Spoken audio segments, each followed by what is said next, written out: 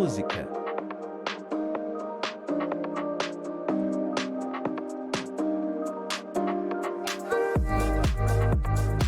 Vê isso aqui? Essa é a Z90AS Rock. Essa é a placa-mãe Z90AS Rock também. Como diabos você sabe qual é a diferença? E qual você deveria comprar? E há placas-mãe Intel e AMD. Qual é o melhor? Como você escolhe as placas-mãe? Alguns deles são B, Z, X, Q. Neste vídeo vou mostrar como escolher uma placa-mãe como criador e bem, talvez antes de escolher a placa-mãe você tenha que escolher outra coisa primeiro. Vamos! Música então, vamos nos aprofundar em tudo o que vem com este Z790 nova da ASRock em 1 minuto. Mas antes mesmo de começar a escolher a placa-mãe você terá que escolher a plataforma da sua CPU e aqui está o que quero dizer com isso. Eu criei esses dois lindos pedaços de papel para explicar os diferentes chipsets da placa-mãe. Você pode escolher um Intel 13600K, por exemplo, um ótimo chipset.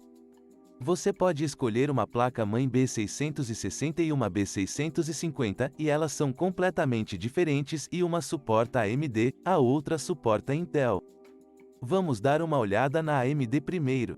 Portanto, a AMD possui 3 chipsets diferentes de placas-mãe. A X é a placa-mãe com chipset top e é assim que você pode lembrar que X é da AMD. Elon Musk, tudo se chama X. Twitter, seus Teslas, SpaceX, tudo é X. Até as crianças. Acho que se chama X alguma coisa. E a Tesla usa CPUs AMD em seus Teslas, então é por isso que X, Tesla, você sabe, AMD, é assim que faz sentido. X, não há X na Intel, mas X na AMD. Será esta a razão pela qual Elon Musk também escolheu a AMD? Então este segundo número aqui representa as diferentes séries de placas-mãe. Se for 6, é mais recente que 5 e 4 e 3 e 2 e 1, se isso faz sentido. Então o de cima é sempre chamado de X6. X7, então esses dois vão juntos aqui também e então esses dois vão juntos ali. É uma coisa aleatória aí. Agora, a nova versão da placa-mãe da AMD também tem um i aqui e é por isso que está entre colchetes, porque i significa apenas um pouco mais de coisa na placa-mãe. Mas o que você precisa lembrar também é que todos esses chipsets suportam CPUs Ryzen 7000 porque esse é um dos mais recentes do momento. Mas eles também apoiarão os futuros. E você tem que verificar o que esse chipset em particular faz, quais CPUs ele suporta. Porque alguns dos anteriores podem, na verdade, suportar os posteriores. Agora, se olharmos para o lado da Intel aqui, você pode ver que a Intel tem Z, que é o chipset de placas-mãe topo de linha. Depois temos B, o que é confuso porque a AMD também tem B, pois existem placas-mãe de nível secundário. E então temos H mais abaixo. A AMD tem um A mais abaixo. E então temos Q. Você realmente não precisa se lembrar do que porque isso não é para muitas pessoas. Se você é um criador, provavelmente ficará com os dois primeiros. Então o segundo número também significa a geração do chipset. Portanto, 7 é posterior a 6, 5, 3 e assim por diante. Este número secundário sempre para placas-mãe Z não muda nunca. O Z7S90 não tem Z760 ok. Há o Z790 que é sempre 90 e o da AMD é sempre 70. Eu não sei porquê. Aí o B é B7 significa a série e aí você tem 60 sempre juntos aí também. Agora, com H, fica um pouco complicado porque você também pode obter H610 ou 710 aqui, se precisar. Mas esses dois números aqui podem mudar. Mas para B e Z eles não mudam. Agora você pode praticamente esquecer tudo abaixo de B por enquanto, porque se você realmente quiser economizar algum orçamento, mesmo o B como o 660, existem placas-mãe muito econômicas e acessíveis por aí. Portanto, não há razão para ir mais longe, porque você começará a perder parte do overclock da memória e outros recursos.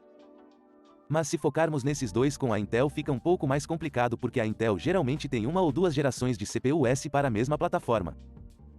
Então, por exemplo, se estivermos olhando para a 12ª, 13ª e 14ª geração da Intel, o que é na verdade uma espécie de anomalia. Anomália, anomália, anomália, anomália, anomália, anomália, anomália, anomália, anomália. Isenção porque muitas vezes você tem apenas 2 gerações de CPU-S e muitas vezes um novo chipset da placa-mãe também sai com o mesmo CPU. Mas o chipset suporta os 2 últimos, se isso faz sentido. Então, por exemplo, as últimas 12, 13 e 14 gerações são todas suportadas em Z6 e Z7, e você conhece todas as placas-mãe de 6 e 7. Então, por enquanto vou chamá-las de placas-mãe Z6 e Z7 aqui, ok. Mas então, se você estiver olhando para a 11ª geração e depois para a 10ª geração, então essas CPU-S eram realmente suportadas nas placas-mãe Z5 e Z490, se isso faz sentido. Então, com a 10ª geração eles lançaram um Z490, e depois com a 11ª e o Z590, ambos os CPU-S são realmente suportados nas placas-mãe Z6 e Z7. Portanto, você pode colocar uma 10ª geração em um Z590 e uma 11ª geração em um Z490, mas às vezes a combinação podem não ser as melhores porque uma placa-mãe pode suportar a geração 4, por exemplo. Portanto, se você colocar uma 10ª geração em um Z590, poderá não obter algumas das velocidades da geração 4 ou algo parecido nessas placas-mãe. Então, isso é um pouco confuso e demorou uma eternidade para eu realmente aprender e entender o que é AMD, o que é Intel e como eles se comparam. Principalmente quando olhamos para placas-mãe da AMD temos uma B650 e da Intel temos placas-mãe B660, e elas são completamente diferentes. Ambos são como a série B, mas um é Intel e o outro é AMD. Foi nos anos 50 ou nos anos 60, qual deles era a Intel, pode ser confuso. Mas espero que isso tenha sido um pequeno esclarecimento sobre isso. Agora testamos o ASRock Phantom Z790 Repeated Wi-Fi, e este nova é na verdade um nível ainda mais alto. Então vamos dar uma olhada no que essa nova nos oferece. Ok, como sempre, a ASRock novamente embalou sua placa-mãe muito bem. Portanto, dentro de nós temos uma sonda de temperatura, temos alguns impasses para os parafusos M2, parafusos M2 e mais alguns impasses, você tem um teclado para jogos Repeated ou Phantom. Mais alguns parafusos, um manual de adesivos que é muito útil. 2 cabos SATA, temos um cabo de extensão ARGB e um cabo divisor para que você possa dividir o ARGB em 3. Então, uma fêmea para 3 cabos macho, outra sonda de temperatura, então 3 sondas de temperatura, todas juntas, um suporte de GPU para pensar, se não me engano. Sim, é um suporte de GPU que você pode montar na placa-mãe, o que também é bastante interessante. E uma antena Wi-Fi que você pode conectar lá. Há um adesivo de 2 lados embaixo para que você possa colá-lo. Portanto, esta embalagem de remessa, na verdade, deve exigir muito trabalho deles para amarrá-los todos juntos. Devem ser braçadeiras feitas pelo homem. Não pense que um robô poderia fazer isso. A primeira coisa que noto é a placa traseira. Você pode ver que a parte traseira agora está coberta, o que geralmente vem com as placas-mãe topo de linha. Há um pouco mais de proteção na parte traseira, caso você os coloque na placa-mãe, como no gabinete do seu PC ou algo parecido. Você não vai raspar nenhum dos SMDS porque a maioria deles é abordada aqui, como você pode ver aqui. E temos uma bela placa da nova aqui também. Então isso é bastante interessante. Em primeiro lugar, temos dissipadores de calor bastante robustos aqui. Para os VRMS, e isso é o que você melhora nas placas-mãe topo de linha também.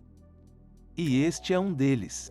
Você obtém 20 mais um estágio de potência, que são estágios de potência de 90 amperes e estágios de potência inteligentes, que são basicamente overclock. Agora, para crateras, isso não significa muito, porque fornecerá muita energia e energia limpa para todas as suas CPU-S, mesmo que seja uma 14900K. Mas se você usar coisas como um aprimoramento multicore, você deseja obter o máximo de potência possível. E se você deseja obter o máximo de energia possível da CPU, é sempre melhor ter um fornecimento de energia melhor e mais limpo. E não vai gostar de limitar sua CPU porque ela superaquece e não consegue mais fornecer energia. Na verdade, eles têm um ventilador ali embaixo. Você pode ver que há uma pequena abertura lateral aqui. E há um tubo de calor que faz contato com todos esses VRMS ali. Agora o design é muito bom. Temos um design preto e azul, roxo e meio rosa acontecendo lá. E vamos dar uma olhada em alguns desses recursos da placa-mãe e depois no que podemos ver aqui.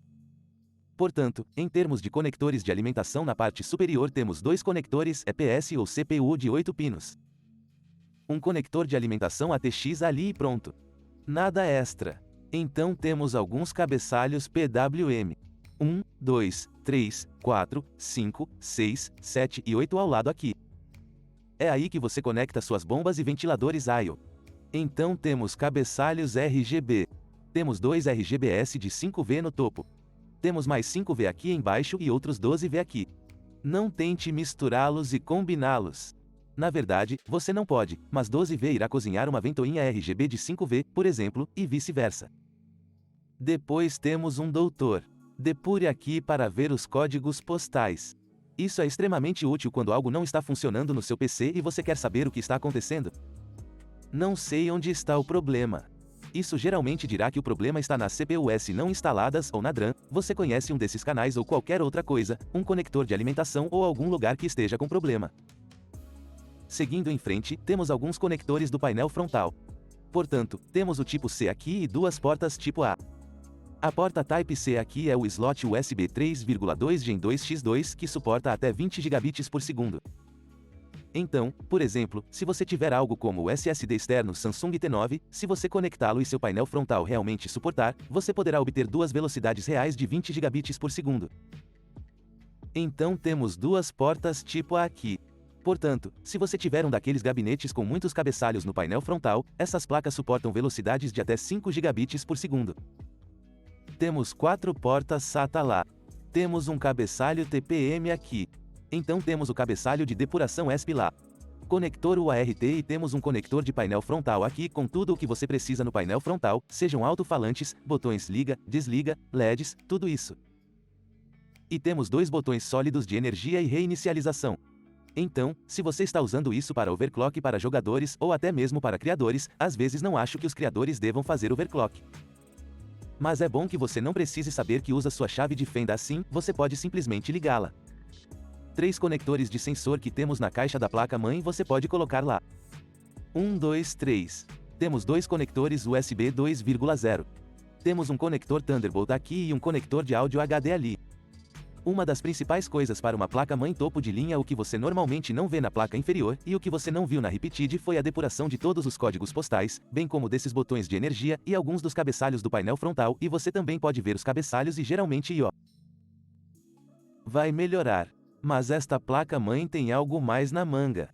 Portanto, ele suporta CPUs de 12ª, 13ª e 14ª gerações. Suporte pronto para uso de 14ª geração e aqui você pode ver o soquete. Nenhum pino dobrado, o que você sabe que não deveria esperar, mas eles também têm um belo metal. Black Metal, você consegue ver isso? Então temos slots DDR5 aqui e a placa-mãe diz que suporta até 7.800 MB transferências por segundo. Mas não é a placa-mãe a principal preocupação ao tentar atingir essas velocidades de RAM. É o IMC na sua CPU. Então, se você deseja a velocidade mais alta de RAM ou garantir que ela funcione, especialmente se você estiver executando 4 sticks, escolha a 14ª geração de CPUs e então parece que você vai melhorar. Depois, temos alguns slots de expansão M2 que são muito interessantes e é por isso que talvez sejam para criadores. Então, em primeiro lugar, este slot superior é um design sem ferramentas. Então, nós apenas deslizamos desta forma, empurramos para lá e ele sobe e então voila, temos o aquecimento desligado, o aquecimento superior está desligado. Então vamos tirar esses parafusos, tem muita coisa para estragar aqui. Este é o dissipador de calor inferior e temos almofadas térmicas na parte superior. Então temos este dissipador de calor principal. Oh, algo ainda está preso. Aqui vamos nós. Novamente almofadas térmicas na parte superior. Depois temos esse lado aqui e novamente a almofada térmica na parte superior. E se você já notou e contou todos esses slots, existem 6 slots M2 que você pode colocar nesta placa-mãe. 1, 2, 3, 4, 5 e depois 6, o que é absolutamente insano. Então, vamos falar sobre esses slots M2. A nomenclatura deles é assim. Isso é 1, 2, 3, 4, 5, 6. Muito lógico. E se você quiser obter velocidade total deles, há apenas uma mudança entre este primeiro M2 e este slot PCA 5.0 aqui. Então talvez tenhamos que falar um pouco sobre os slots de expansão primeiro. Este slot superior é X16. PCA Gen 5 que vem da CPU. Se você tiver um M2 instalado no slot superior que suporta SSDs PCA Gen 5 por 4 M2. Este slot aqui começa a funcionar na velocidade x8. Então temos outro slot de expansão aqui. Este é o slot PCIe Gen 4x4, então você não pode executar duas GPUs aqui. E então temos um slot de expansão PCIe Gen 3x1 na parte inferior aqui. Esses outros 5 M2S 1, 2, 3, 4, 5 executam velocidades PCIe Gen 4x4 e você pode obter todas as velocidades máximas se desejar. A única coisa é que se você deseja executar SSDs SATA M2, eles são suportados apenas no quinto slot. Portanto, é bastante impressionante obter a velocidade total de todos esses SSDs M2, muito armazenamento, e realmente não há nenhuma comutação lá.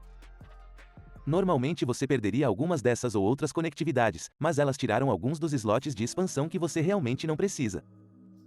Por exemplo, quantas pessoas executam duas GPUs em algo assim? Então é muito pensado, o que é realmente impressionante. Em relação às velocidades DDR5, a caixa tem 7.800 megatrânsitos por segundo, mas pode suportar até 8.000. Provavelmente ainda maior se você quisesse. Agora, outra coisa interessante é que esta tampa superior do dissipador de calor aqui pode ser removida através desses dois parafusos laterais. Então aqui embaixo podemos ver a ventoinha e depois um pouco de RGB que vai para esse dissipador de calor ali. Mas a outra parte interessante é esta aqui. Esta é a placa Wi-Fi e Bluetooth aqui, mas na verdade é uma placa M2, então você pode alterá-la. Portanto, este é o slot no socket, então se você quiser atualizá-lo mais tarde também, não conheço uma placa Wi-Fi 7 ainda melhor ou algo parecido, você pode fazer o que é interessante e o Azeroth realmente oferece essa opção. Você pode ver que eles estão esfriando com esta pequena almofada térmica aqui para que isso esfrie ali também. A propósito, se você está gostando deste design de camiseta, dê uma olhada em tecnotistore.com para ver alguns produtos. Existem alguns designs diferentes disponíveis, cores diferentes. Fique à vontade para conferir e usar o código LAURI para receber 10% de desconto. Então, uma última coisa a verificar é o I/O da placa-mãe, e isso é outra coisa que é muito melhor com algumas placas-mãe topo de linha do que com placas-mãe de baixo custo. Porque quanto melhor o chipset, melhor I/O e recursos eles podem oferecer. Você pode obter melhor suporte M2. Por exemplo, este tinha 6 SSDs M2. Aquele tem apenas 5 e isso também é bastante. Alguns deles são 4 de gama baixa e depois 3 ou 2, então isso depende da placa-mãe que você escolher. Então, o que podemos ver no topo aqui é a HDMI saída de porta de vídeo, que vem do IGP da CPU. Se você tiver um IGP, então uma variante da CPU que não seja F, você também poderá obter uma saída de vídeo. Portanto, mesmo que você não tenha uma GPU dedicada aqui, você pode obter suporte para 2 monitores apenas com esta placa-mãe. Temos um botão CMOS transparente lá. Temos duas portas USB 2.0 e algumas portas de jogos relâmpago da ASRock, que são basicamente chips dedicados para eles, então você não os terá no hub e obterá a latência mais baixa, então isso é realmente para jogos. Se você realmente deseja um feedback realmente bom e baixa latência para o teclado e o mouse, provavelmente desejará colocá-los lá. Mas, curiosamente, essas três portas aqui têm 5 GB de velocidade, mas esta amarela inferior aqui tem na verdade 10 GB de velocidade com outra porta USB tipo A de 10 GB aqui, bem como essas duas de 10 GB ali. Então essas cores são um pouco confusas. Eu gostaria que houvesse um código de cores um pouco melhor para que possamos ver lá. Muitas portas de 10 GB e mais 3 GB tipo C, então é um slot 3,2 Gen 2x2 novamente se você tiver um desses SSDs externos ou dispositivos que suportam isso. Temos uma LAN de 2,5 GB. Eu gostaria que tivéssemos 10 em um desses de última geração e depois tivéssemos Wi-Fi 7, o que é muito interessante e estou muito animado para ver mais dispositivos e roteadores Wi-Fi 7 e coisas sendo lançadas por aí, porque eu realmente gostaria de ver qual é a velocidade máxima de transferência que poderíamos obter sem fio. Então, talvez você não consiga acessar todos esses arquivos sem fio, talvez você não tenha uma conexão com fio de uma Ethernet de 10 GB, então o Wi-Fi 7 oferece conexão de até 46 GB por segundo através do Wi-Fi 7, o que é muito interessante na verdade. E Bluetooth 5,4. Depois, temos saída ótica, bem como portas de microfone e saída de linha para o seu áudio. Então, como você pode ver ao comparar esta placa-mãe topo de linha com a placa-mãe inferior, você pode ver que há mais recursos e é isso que geralmente acontece quando você usa o chipset, seja de A para B para X ou de H para B para Z, posso ver que você está conseguindo mais coisas. Mesmo quando você entra no Z, a preços diferentes do Riptide versus o Nova, você pode ver que obtém mais recursos, obtém mais slots M2, obtém melhor suporte, tem mais códigos de depuração, possui mais alguns recursos em termos de monitorando seu hardware e mais algumas entregas de energia, bem como melhor I/O. Então isso é tudo o que você ganha com as placas-mãe. Agora, há uma linha tênue do que você precisa, como algumas das atualizações e o que não precisa, porque às vezes elas colocam um monte de coisas lá que podem ser boas para você como jogador ou se você quiser fazer overclock para um entusiasta de PC, você pode querer alguns desses debug e muitos sensores e esses botões na placa-mãe. Mas se você é um criador, isso pode não significar muito para você. Um recurso muito mais valioso são os 6 slots M2 e talvez seja por isso que você pode querer usar isso em vez de algumas das placas-mãe de criadores que na verdade têm apenas 4 slots M2 e você pode preferir este. Se você estiver interessado em conferir este, vou deixar o link na descrição abaixo e se você está se perguntando qual PC construir como criador, então há guias de construção para você na descrição abaixo, totalmente gratuitos, seja qual for o seu orçamento é ir dar uma olhada neles. Obrigado pessoal por assistir, tchau!